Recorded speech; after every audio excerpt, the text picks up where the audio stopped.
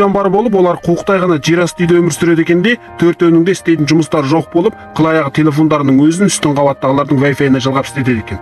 Бир күнү барлыгы бирге арак ичип отур эт. Терезелердин алдына бир мас келип шаптырмак болганда, үй ичиндегилер бундайдын 90 тазын көргөндүктөн мастык кууп жиберүүгө эринип турганда, бирөө келип мастык кууп жиберет. Ал бул келген адам осы үйдүн улуу болгон Кенебектин сабакташы болуп, ол Кенебекке бир байдын кызына агылчынан сабак пысыктатат семья мугалим болуу кызметин тааныштырып, алдында буган өзүм иштеп жаткам, жакында чет элге кетейин деп жатырмын. Эгер сенімиң болса барып сүйлөшүп көрсөң болот экен деп эди. Кенебек кубангандан ого макул болуп, жогору мектеп окумаса да тураптан жалгандан әйгилип жогору мектеп битирди деген дипломду катырып жасап алган соң, эртеси байдын үйүнө келет. Байдын хан сарайында үйүн көргөн Кенебек иштей катты тамсанып, кайседе осы үйдүн кызынын семьялык мугалим болуп алуу бекимине келген соң, үй ээсинин алдына келип, бетпе-бет сынактан өтөрдө өтүрүктү желди эсип, үй ээсинин басын айналдырып тастагандыктан үй ээси ону дирөө кабылдап, Кенебек кетерде үйдүн кичкене уулу шыга келип кутургандыктан үй ээси Кенебектен кечирим суроо менен бирге, бул менин улум болот. Онун сүрөт сызууга ерекшелиги бар, бирок мүнөзү бир түрлүү әрі өтө кутурук болгондуктан катты басымыз катып жүр. Алдында бир талай психикалык окутуучуларды чакырып келип едик, барлыгы баланын мүнөзүнө чыдай алмай кетип калды деп эди.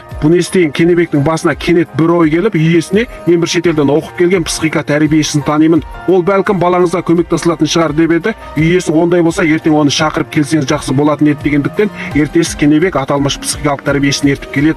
Ал бул тарбиеши болмай өзүнүн карындасы Ойдумкул болуп, ол да агасы сыяктуу өтүрүк диплом жасап келген экенде, экөө эсик алдында бир аз ымыраласып алган соң үйгө кирип, Ойдумкул да өзүнүн палелигинин аркасында өтүрүктү опуруп, үй ээсинин көзүн көлөгөйлөп жатып, өзүнүн эрекче кабилетин маман этип көрсөтүү аркылуу сәттирде үй ээсин алдап баланын психикалык тарбиешиси болуп алат. Әрі бул кезде кеш батып кеткендиктен үй ээси Ойдумкулду шоперине жеткизип таста деп буйруп, өмүрүндө алгач мындай кымбат багалуу машинага түскөн Ойдумкулдун кыялы бузулуп, иш кийимин шешип машинанын бир жерине тыгып тастап эди. Эртеси отагасы буну байкап коюп, аслы шопер машинанын ичинде жаман истеп истеген окшойт деп ойлоп, onu жумуштан босатып жиберет.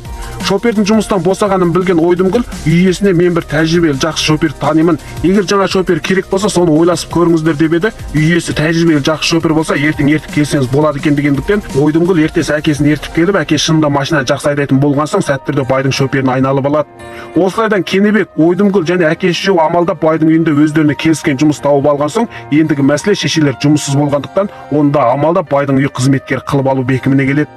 Фильм ұнаса ақша жоқ беріп, мені қосып алыңыз. Келесі мазмұнда тіпті де керемет киноларды жаңалайтын боламын.